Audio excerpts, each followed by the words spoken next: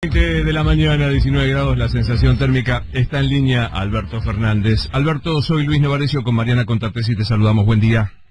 Buen día, ¿cómo les va? ¿Bien? Bien, gracias por atendernos. ¿Ya, Por favor. ¿Ya está definida la elección? No, ninguna elección se define hasta que se cuente el último voto. ¿Sentís que...? Sí. ¿Cómo? No, perdón, digo, te interrumpí, decime.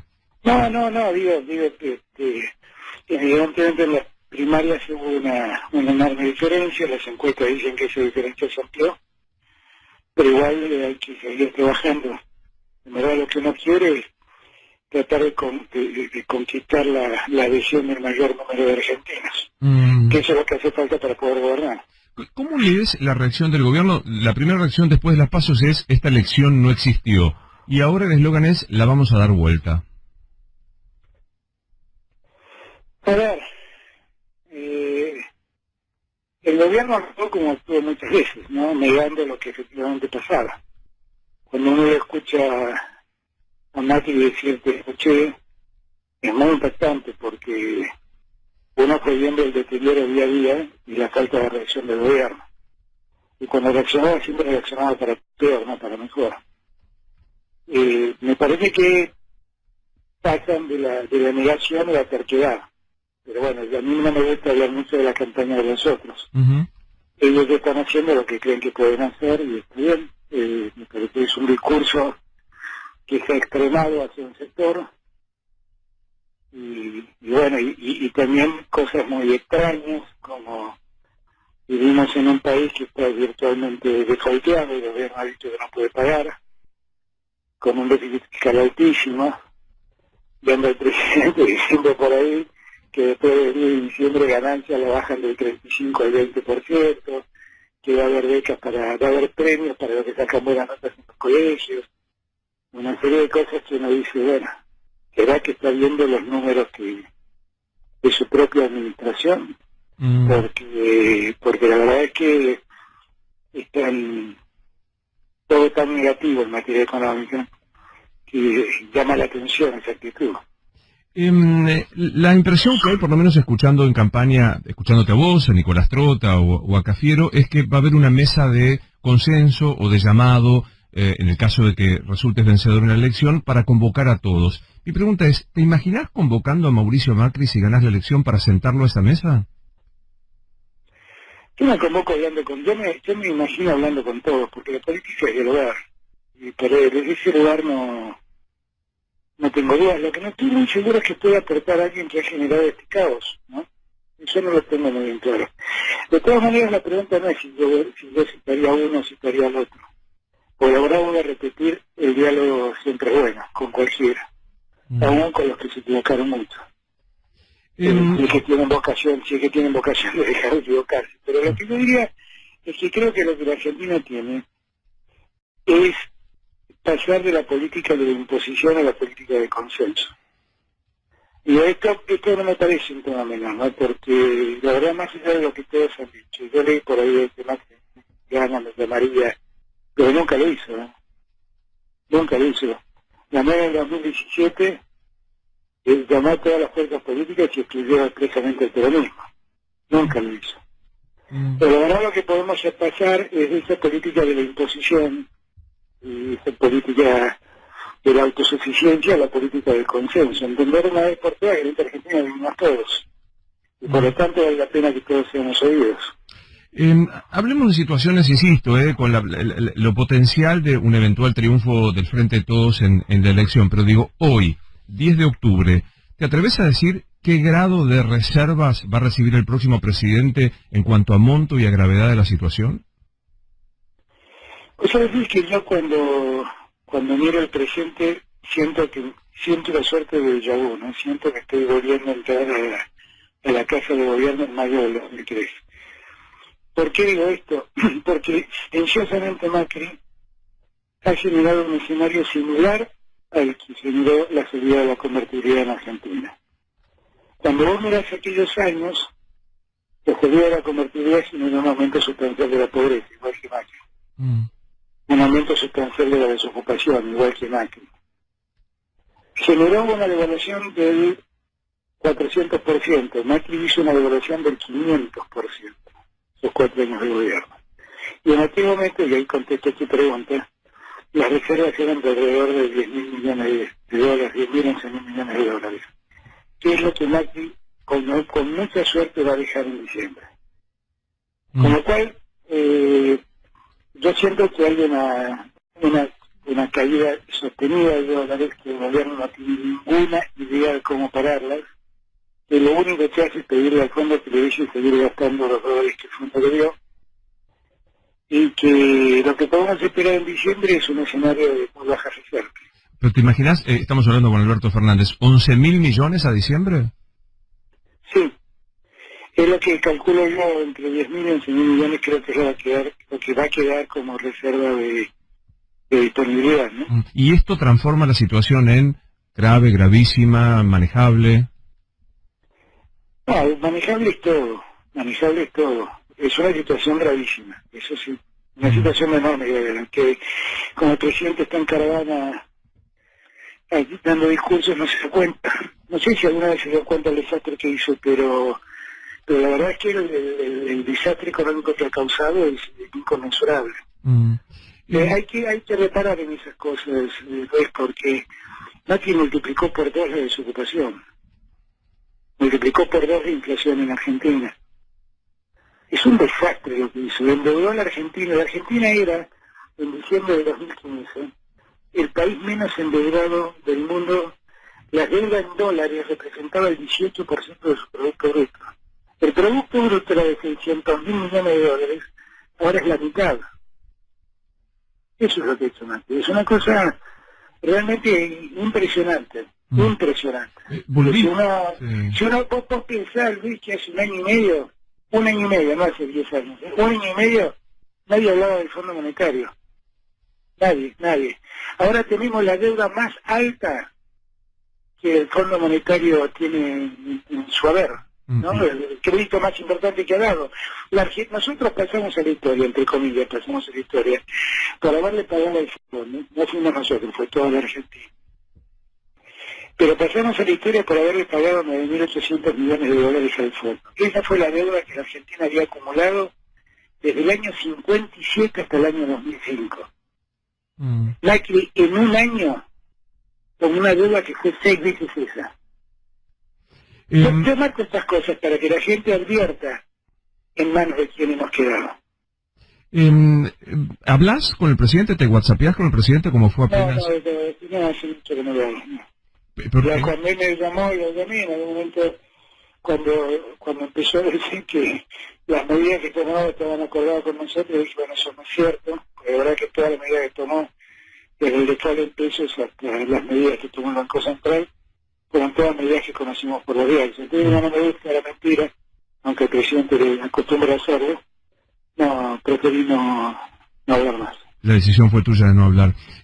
Aprovecho tu condición de profesor de Derecho Penal para hablar de algunas cuestiones. ¿Qué te parece hoy tuvimos una discusión bastante acalorada con la ministra Bullrich por este proyecto de la ley en contra de la mentira en la indagatoria? ¿Qué opinión te merece? ¿Cómo es la ley? No la conozco. La ley es que se va a sancionar al indagado que en cambio de abstenerse de declarar indagatoria, mienta en la indagatoria. No, bueno, eso es de buena parte de la realidad que vivimos. La Constitución dice que nadie está obligado a declarar contra sí mismo. Por lo tanto, históricamente se ha admitido el derecho a mentir por parte del acusado. Así es que con esa mentira busca garantizar su impunidad. Ahora, como también la Constitución dice que todos somos inocentes hasta que se pruebe lo contrario. La obligación de probar la culpabilidad de alguien es del Estado. La verdad es que todo eso son remedios absurdos, ridículos, de gente que en el fondo niega al Estado de Derecho. Porque lo que nos ha pasado es que quedamos en manos de un gobierno que reclamaba la República y permanentemente negaba las características del Estado de Derecho, las condiciones propias de un Estado de Derecho.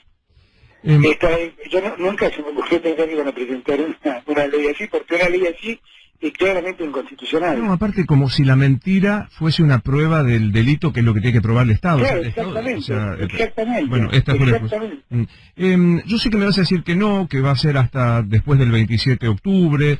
Primero, ¿crees que hay segunda vuelta? Y mirá, eso no lo sé, lo que veo es que las encuestas parecen decir que no. Está claro. Ya sé que me vas a decir que hasta el 27 de octubre no, pero me cuesta entender No. de manera por qué no, por no saber quién puede ser tu, digamos, tu jefe de gabinete, tu ministro de Economía, ya lo tenés, al menos, lo tenés, iba a decir la palabra inspectore, pero me lleva al 90. Sí. Pero, ¿tenés inspectore a tus ministros? Yo te diría que tengo bastante decidido cómo tiene que ser mi cuadro de cercanía en la gestión. Eso lo tengo bastante decidido, pero también es cierto pues que cuando vos hoy en día, si yo digo Luis Navarrete va a ser un ministro de Justicia, yo te expongo a la Argentina. No, la Argentina es un país que ha hecho biografías no autorizadas hasta de San Martín. Que cuando alguien triunfa o aparece en el escenario, lo único que hace es ver cómo lo denigran. Yo la verdad yo no tengo ganas que denigren a nadie. Y quiero que nos dejen trabajar, simplemente nos dejen trabajar. Pero no tiene mucho sentido andar anunciando quiénes son los ministros. Primero porque no son ministros. Segundo porque todas tus preguntas hablan de una hipótesis, que es que lleguemos al gobierno. Entonces, ¿para qué adelantar frente a una hipótesis? A ver, cuando llegue el momento y esto se confirme, vamos a ir diciendo a los argentinos quiénes son los ministros. Yo lo único que les garantizo a los argentinos es que vamos a convocar a gente idónea y honesta. Claro. ¿En ese radar Florencio Randazzo y Roberto Labaña están? Roberto Labaña es candidato a presidente y él está peleando una candidatura y creo que está muy consustanciado con eso. Florencio es un amigo entrañable. La verdad es que además tiene una condición.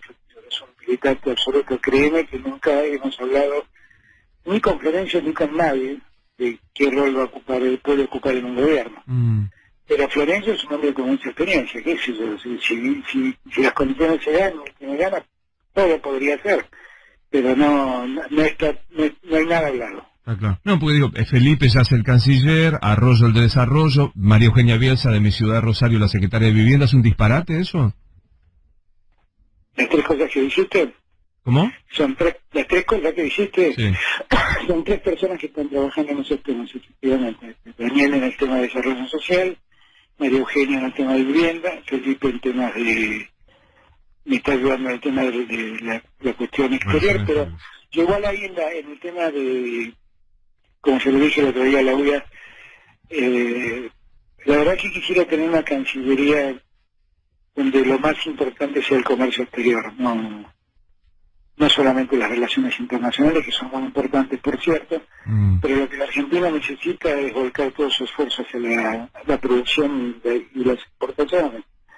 Así que espero tener una cancillería de esa naturaleza. Claro. Ahora, ¿te imaginas un Ministerio de Economía unido? Este gobierno segmentó en 7 partes al Ministerio de Economía. No, eso es un disparate. No, miren, como yo no tengo complejos de inferioridad, quiero un ministro de Economía fuerte, que pueda resolver y pueda decidir. Y yo aprendí de Labaña, justamente porque cuando le propuse a Labaña seguir en el gobierno, cuando llegamos con Néstor, Labaña de las cosas que me pidió era unificar el ministerio. En aquel momento estaba dividido en el ministerio de producción, el ministerio de industria. Y me dio una explicación muy cierta, ¿no? No puede ser que Hacienda sea el que tiene que obtener los recursos del Estado y otros la gastan. Ah, claro.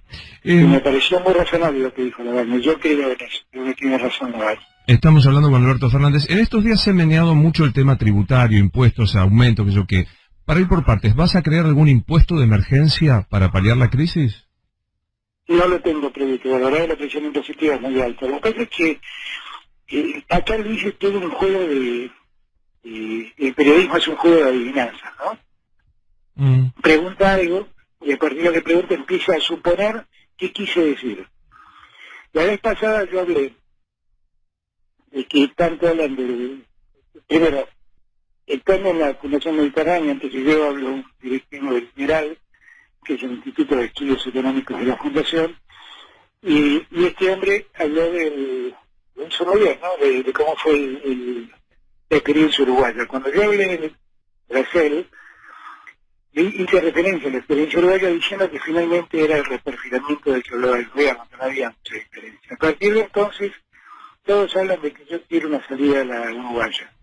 Cuando empezaron a hablar de la salida uruguaya, dijeron, no, bueno, ojo, pero miren que la salida de uruguaya hizo un gran ajuste para poder obtener más de 3 puntos de superávit. Y yo expliqué que la economía uruguaya empezó con un superávit parecido, un déficit fiscal parecido al que tenemos, de 1,8, 2 puntos, y que en verdad el superávit se logró porque se puso un impuesto a los bienes personales muy alto, que fue lo que me permitió mejorar la caja.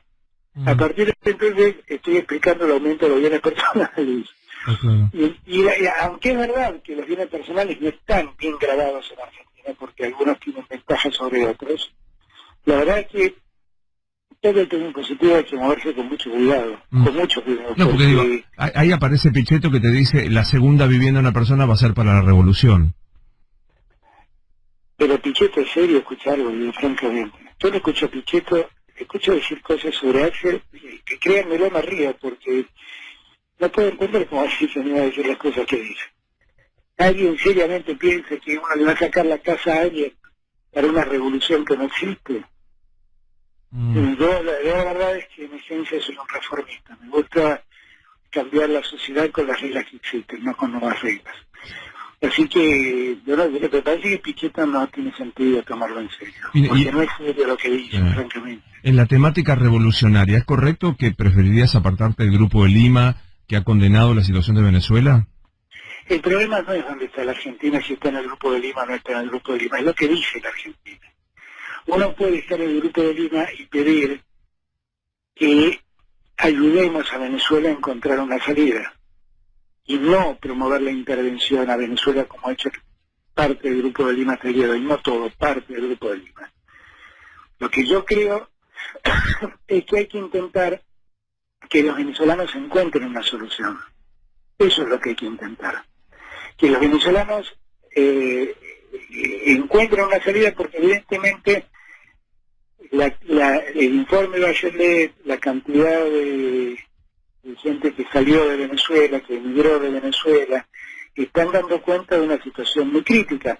Y situación que además se potencia por un bloqueo espantoso que hace mucho más difícil la situación. Porque a mí no me gusta ser hipócrita. Si uno genera un bloqueo y genera hambre, que es lo que busca un bloqueo en una sociedad, después la verdad no vengan con las ayudas humanitarias. Porque esto de primero, de generar el hambre para después decir que tiene un pedazo de pan, es una canallada, dice llanamente. Yo creo que tenemos que hacer algo para que Venezuela recupere el diálogo, para que sus instituciones funcionen, para que la violencia cese y para que todos los venezolanos vuelvan a su país. Esta es mi posición, por eso mi posición se parece mucho a la de Uruguay y México. Si se hace el Grupo de Lima o no es un tema secundario. El problema es qué hace la Argentina. Claro. El Grupo de Lima, hasta hoy, la verdad, actuó en apoyo de una posición intervencionista que yo no comparto, con Macri y con Bolsonaro a la cabeza.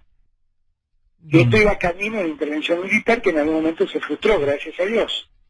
Pero iba camino a eso. Alberto, vuelvo al plano local y pensando en diciembre, más allá del contexto de lo que ocurra el 27 de octubre, ¿va a ser un diciembre difícil, con conflicto en las calles, porque siempre está latente lo que ocurre en cada diciembre? Yo quisiera que no, y confío que la gente va a tener una nueva esperanza y una nueva expectativa para ayudarnos a sacar al país de esta crisis, sacar de la crisis a los que menos tienen, que son los que más sufren. Cuando el otro día yo presenté el plan contra el hambre, la verdad hoy leí un comentario de Joaquín Morales Solá, que decía que la Iglesia había participado en un acto proselitista. No fue un acto proselitista, fue un acto absolutamente abierto. Porque en la lucha contra el hambre tenemos que comprometernos todos. Y lo único que hice fue largarlo ya, porque la verdad es que no podemos seguir esperando. O sea, se aprobó una ley de emergencia alimentaria y el gobierno hasta el día de hoy no distribuyó un solo centavo de su mayor caudal de dinero que se le habilitó a gastar para alimentar a los argentinos. Entonces, yo confío que nosotros en diciembre primero vamos a tomar las riendas de ese tema muy seriamente y espero hacerlo con todos los argentinos. La lucha contra el hambre no es una lucha de Alberto Fernández en un gobierno, es una lucha ética de toda la Argentina, de todos los argentinos. y todos debemos involucrar. No tengo ningún interés de llevarme esa bandera. Ojalá la épica que tantas veces usamos para otras cosas, esta vez la usemos en beneficio de los más pobres, de los que más nos necesitan. Ojalá. No tengo ningún interés de hacerlo solo. No tengo ningún interés que me reconozcan eso. Quiero que nos reconozcamos como sociedad capaz de haber dado vuelta a una situación que debe avergonzarnos. Que es que en el país que dice producir alimentos para 400 millones de personas no puede alimentar a 15. En cuanto al rol de Cristina Fernández de Kirchner y que se generan especulaciones sobre un veto o no de ella en el armado del gabinete y de en las políticas a futuro, ¿cuánto, si se puede en porcentaje para graficarlo, tiene de injerencia o de designación? 0%. Ahora, esta es una pregunta recurrente.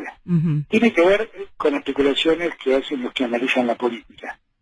Pero la verdad, a mí no es un tema que me inquieta más mismo. Yo siempre, cuando un periodista me dice esto, le digo, bueno, ese es tu miedo, no es el mío. O sea, resolverlo con otro porque yo no tengo este miedo. Esto que vos lo planteas es un miedo tuyo. Ahora, si la pregunta es, ¿vos vas a trabajar con Cristina en el gobierno? Definitivamente sí. Porque Cristina es una mujer con 8 años de experiencia en la presidencia, una dirigente política de envergadura, y que definitivamente puede ayudar mucho a sacar este país adelante. No voy a prescindir de ella, claramente no. Estamos con el tema, Cristina. Yo hago la pregunta y sé que puedo bordear la intromisión a una persona que no es ni candidata ni aspira a ser política, pero que está en la agenda periodística. ¿Puedo preguntarte qué sabes de la salud de la hija de la expresidente? Sé poco, porque Cristina llegó, creo que hoy a la 1 de la mañana, todavía no he hablado con ella, se dio ayer al mediodía, pero creo que sigue su tratamiento y sigue reponiéndose. Pero hace poco, la verdad, de este último viaje hace poco. Está claro. ¿Es cierta, son correctas las especulaciones de que Massot o Monzó podrían integrar un eventual gobierno tuyo en conversaciones que están sosteniendo a través de Sergio Massa? Yo a Massot no lo conozco. A Monzó sí, lo conozco. Fue alumno mío, lo conozco hace muchos años, es un hombre valioso. Sabemos vernos, pero no sé qué quiere hacer él de su vida después de esto, no lo sé. Alberto, buen día. Candelario de la Sota te saluda. ¿Cómo estás? Hola, Candelario, qué gusto viste. Quería preguntarte, en el marco de un plan económico para ordenar la economía, vos subrayabas el importante aumento de la deuda y sobre todo la deuda que tenemos con el Fondo Monetario, que es mucho mayor a la que nos podían prestar y la más grande en la historia del Fondo Monetario. ¿Qué es primero? ¿Conversar con el fondo, conversar con los acreedores, las dos cosas a la vez? ¿Qué es más difícil? Bueno, siempre es más difícil conversar con el fondo, porque el fondo además tiene una serie de limitaciones en la negociación. Ahora, lo que hay que tener en claro también es cómo llegamos a este estado de cosas, ¿no? Porque los acreedores privados, esta vez, tienen una responsabilidad distinta a los del fondo. Ellos le prestaron plata a la Argentina, hasta el momento en que dijeron la Argentina no va a poder pagar, no le puedo prestar más. Y cuando eso pasó, vino el fondo y puso un montón de dinero que tenía el propósito de saldar esa deuda con el sector privado, con los inversores privados, y el dinero se jugó en la Argentina, se jugó del sistema financiero argentino. A mí me parece que el fondo tiene una responsabilidad muy clara. Entonces, básicamente, además se lo dijimos, le advertimos que se estaba jugando el dinero, y el fondo hizo caso omiso, y se dio cuenta que eso no pasaba. Me parece a mí que lo que tenemos que hacer es negociar, pero esta idea que algunos tienen de que todo tiene que quedar supeditado a lo que el fondo resuelva, me parece que no es justo. Es verdad que porque la responsabilidad del fondo en esto no es igual a la del inversor privado. Claro, es verdad que hay un grupo de fondos de inversores privados que ya te presentaron una propuesta de renegociación de la deuda con ellos. Varios. No coordinados por bancos, sino fondos de inversión. Son acreedores argentinos que proponen salidas, porque la salida existe, no es que no la tengamos, existe, no la quieren tener con el gobierno que los metió en este brete. Está claro que los acreedores tienen en el gobierno actual un gobierno que les mintió, como a muchos otros, y un gobierno muy incapaz de manejar la economía. Pero con nosotros hablan, hablan bien y varios hicieron propuestas para resolver el tema. Y son propuestas que yo diría que en principio son razonables, o sea, claro. son viables. Dos o tres últimas. En tren de los nombres y de las figuras, Gustavo Vélez apareció mucho últimamente. ¿Significa qué la presencia de Gustavo Vélez? Gustavo estuvo 14 años en el Banco Interamericano de Desarrollo. Allí realmente intervino en muchos proyectos de reconversión de estados en el mundo, en América. Es un hombre de una enorme capacidad, de una gran honestidad, de una enorme inteligencia. Cuando él volvió, nos volvimos a encontrar. La verdad, con Gustavo siempre hemos tenido una relación personal buena y yo tengo un respeto enorme por él. Le dije que el día que usara el bien me encantaría que me ayudara, y es lo que está haciendo. Es lo que está haciendo. Es muy valioso Gustavo Vélez y es muy bueno para la Argentina recuperar a un hombre como Gustavo con su experiencia y con su gran honestidad. Vuelvo al principio casi para despedirte. Insisto, estamos hablando con Alberto Fernández. ¿Pensaste en una Argentina que el presidente que asuma el 10 de diciembre va a tener reservas de 11.000 millones de dólares? ¿Y un dólar de cuánto? Pero que Macri es muy difícil porque al final Macri terminó con 3-4 precios de dólar, con el contado, con liqui subiendo más allá de lo que se espera. La verdad es que hay un desbande muy grande en el gobierno de Macri, la verdad. Hay un desbande muy grande. Lo único que yo le pedí a Macri cuando habló conmigo después de la elección, lo único que le pedí es que cuidara las reformas. Y parece que lo hiciera breve, porque está perdiendo 100 millones de dólares diarios, ¿no? Y no sé, la verdad es que no sé, espero que Dios no permita que Macri siga haciendo lo que está haciendo. Alberto, gracias por atendernos, Un abrazo muy grande a todos. Hasta luego. Alberto Fernández, candidato al Frente de Todos a las 8:41.